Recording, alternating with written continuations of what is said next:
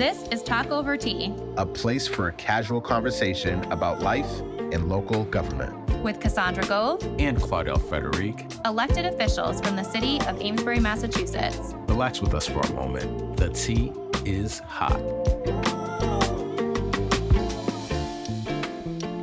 We are here for Talk Over Tea. Yes. This is exciting. This is. We've been talking about this for a little while. We have. Yeah. Yeah. And we're here. We're going to do it. We Something different. Yes, for both of definitely. us. I agree.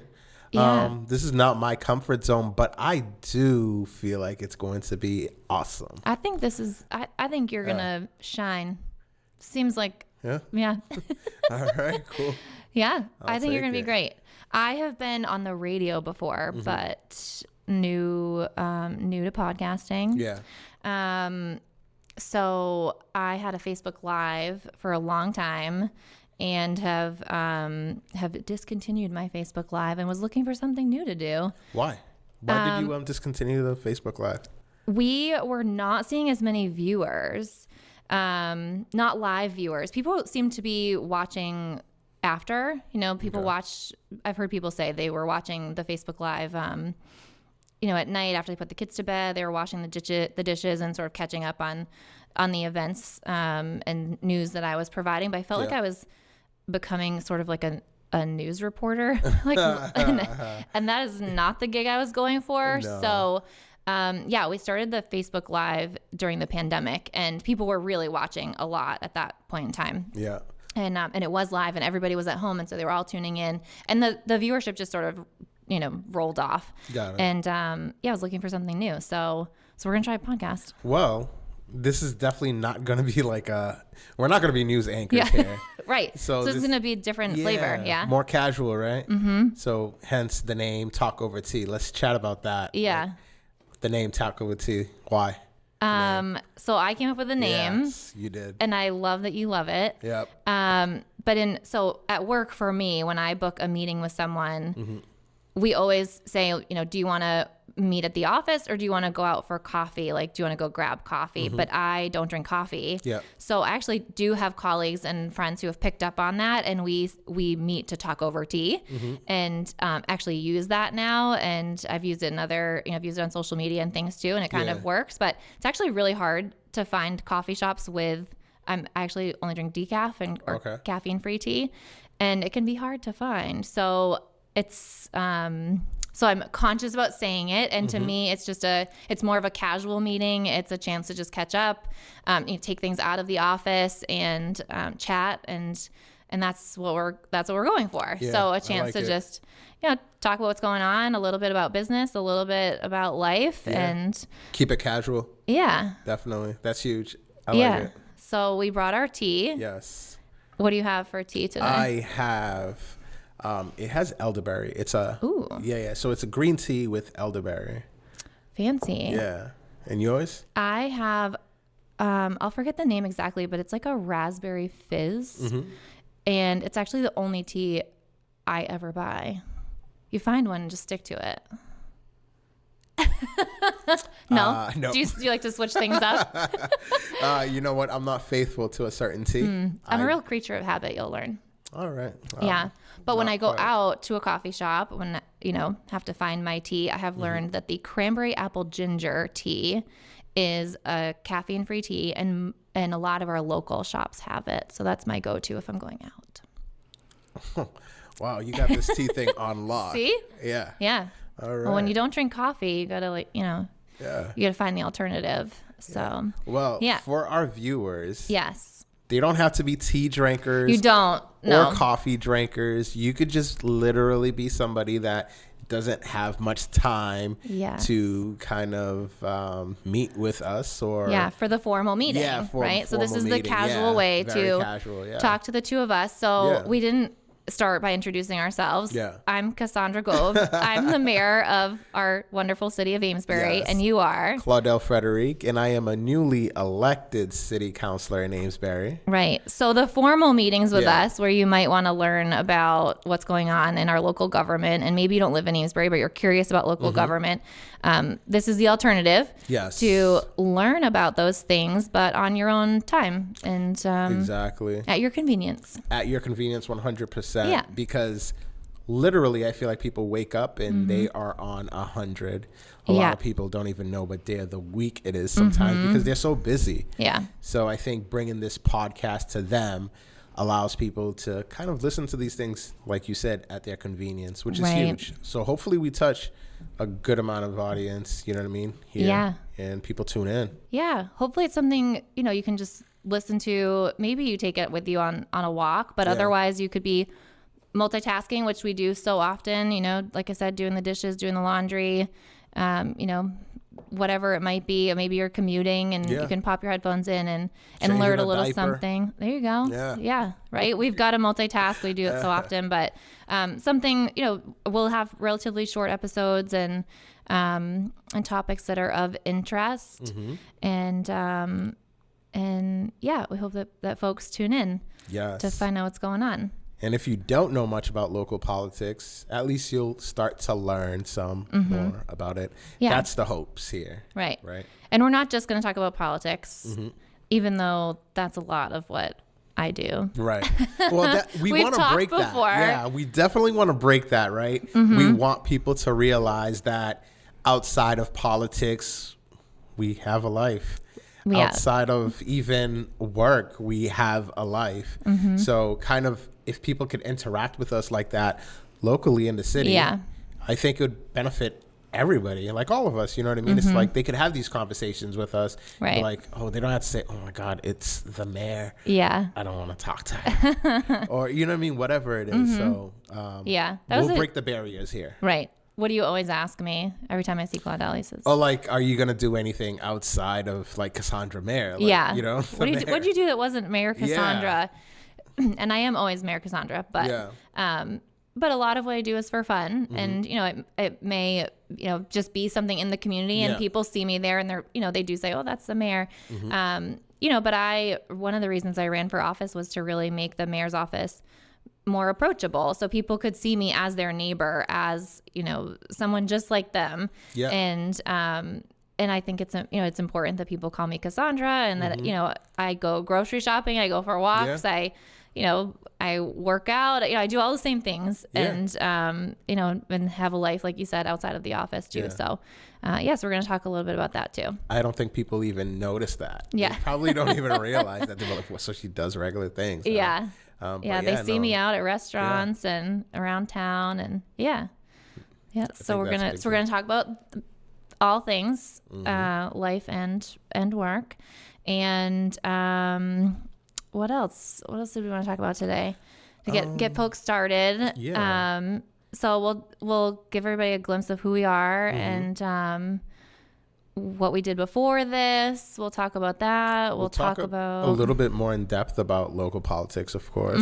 Although it's not going to How be it focused on works. that. Yeah, how it works, the budget, things like the budget operations, operations, how to get things done. Yes. If you want to, if you've got a problem, a complaint, a concern, an interest, right? How to get those things taken care of. Exactly. So we'll talk about that. Talk about just life as a leader in our community, managing relationships, expectations, family. We talk about that stuff There's too. a lot. Yeah. Friends, I think we're going to talk about everything. things. The balance, right?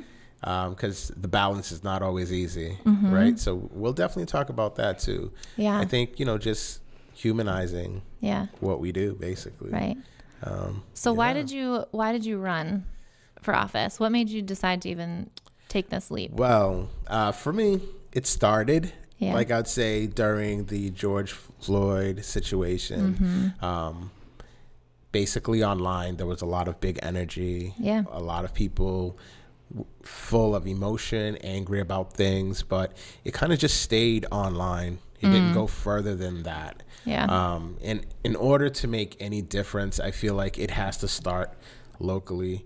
And sometimes the difference you could make is just being present, being there, and getting involved. So for me, that would be the first step, you know what I mean? Kind of getting involved there. Yeah. And we also just had our first child. So that really gave us another incentive, kind of like to really understand what's going on in the community and how to be part of it, how to navigate the community. You know what I mean? Like really understand what the future looks like for Amesbury. And if I want it to look a certain way, I want to be part of that change. I have to kind of step up. So that led to me getting involved locally. That's awesome. I love that. It's been great to have you on council, and thank you. And I love that you took the initiative to put yourself in a position to make change happen, influence our policies, and you know, so much of the systemic issues that we have all, you know, become more aware of and recognize, and it takes a lot of work to make those changes, and we need people willing to put in the work and be there to be part of that. So it's a learning process. Great. But the fact that I'm there and I get to be part of the process is huge. So that's where I'm at. How about you?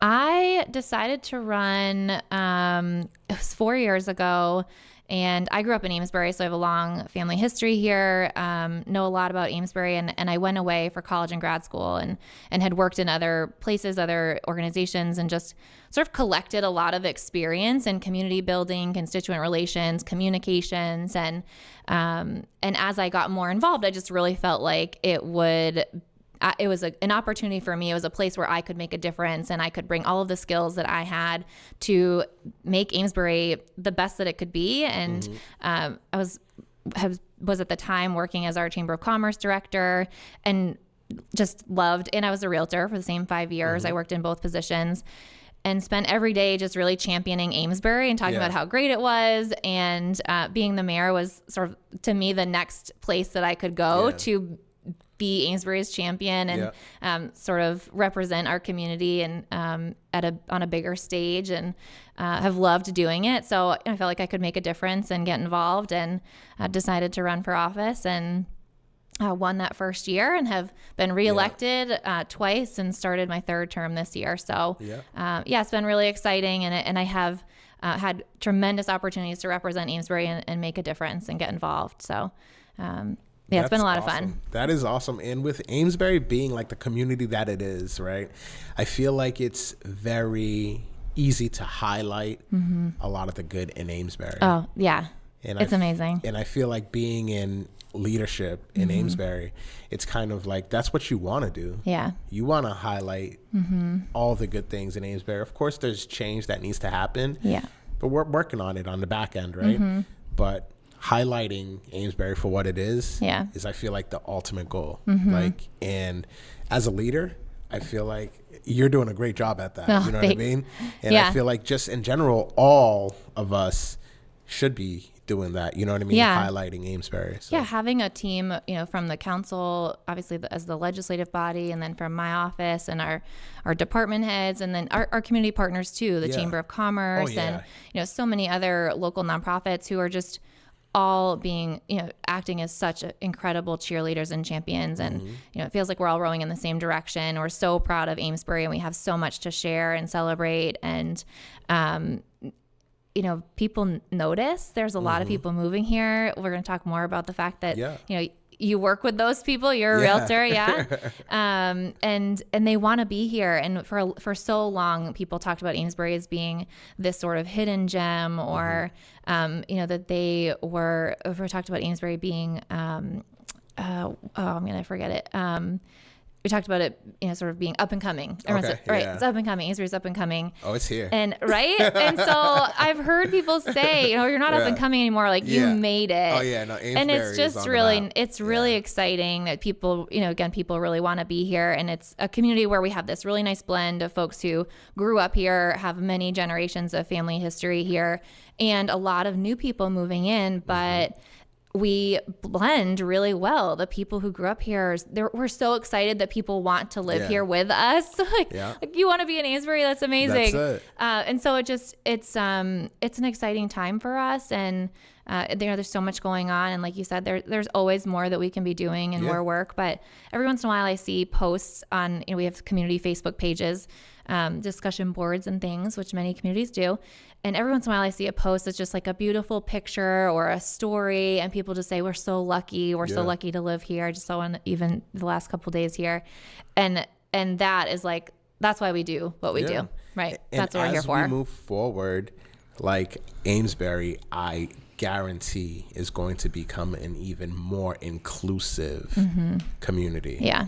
The demographic is going to become a little bit more wide. Yeah. It's gonna be perfect. Like not perfect. I hate to make it seem like a little movie, like like this Hallmark card, but we're going to keep progressing. Yeah.